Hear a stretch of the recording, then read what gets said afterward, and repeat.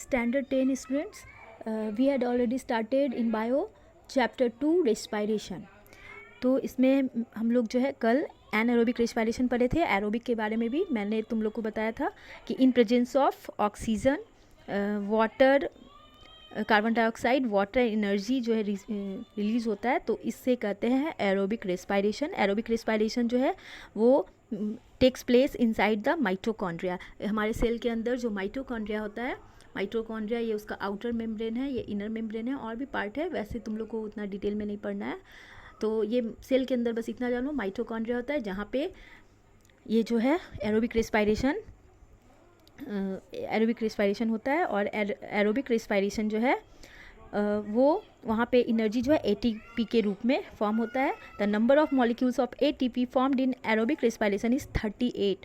तो ये जो है hence the energy made available is much greater than the case of anaerobic respiration. यानी एन एरोबिक रेस्पिरेशन की अपेक्षा इसमें जो है एनर्जी ज़्यादा रिलीज होता है. इसमें देखो एरोबिक रेस्पिरेशन में जो है C6H12O6 और प्लस ये ऑक्सीजन के साथ क्या होता है माइटोकॉन्ड्रिया में, रेस्पिरेटरी एंजाइम के साथ कार्बन डाइऑक्साइड, वाटर, प्लस अगर किलो जूल में लेते हो तो 2830 किलो जूल एनर्जी जो है रिलीज करता है एटीपी के रूप में 38.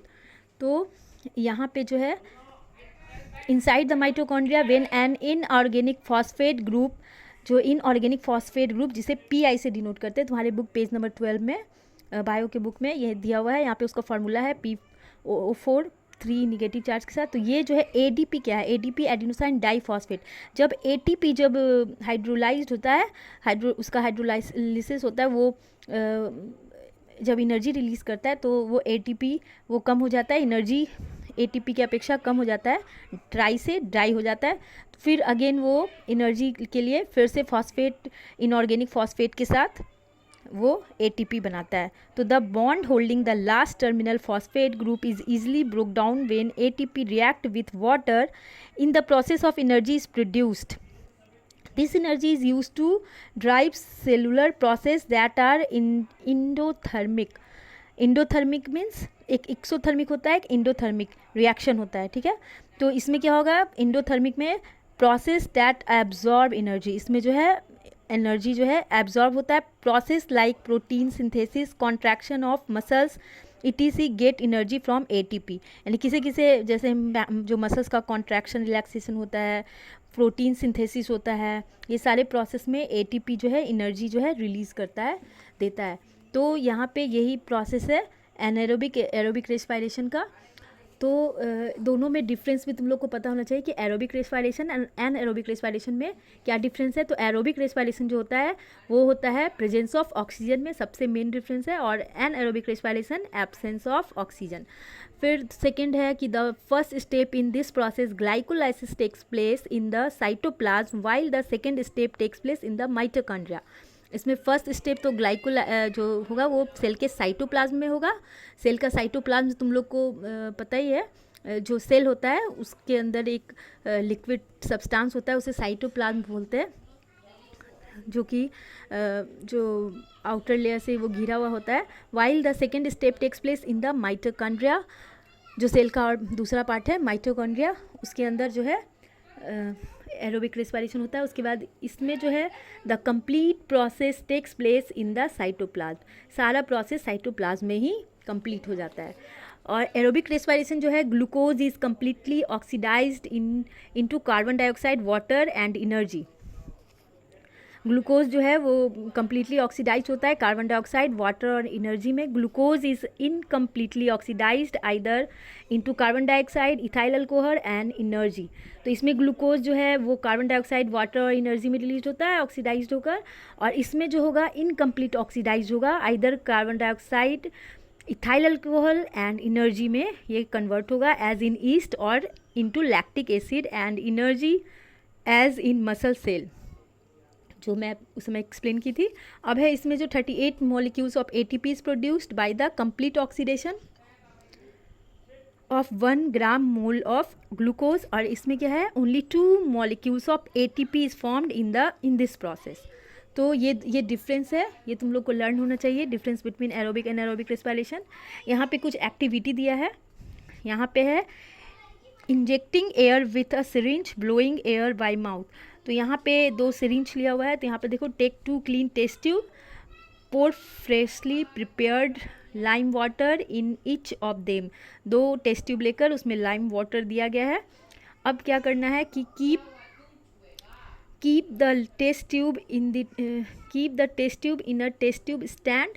Use a syringe to inject air into the lime water in one test tube. तो अब एक में जो है टेस्ट ट्यूब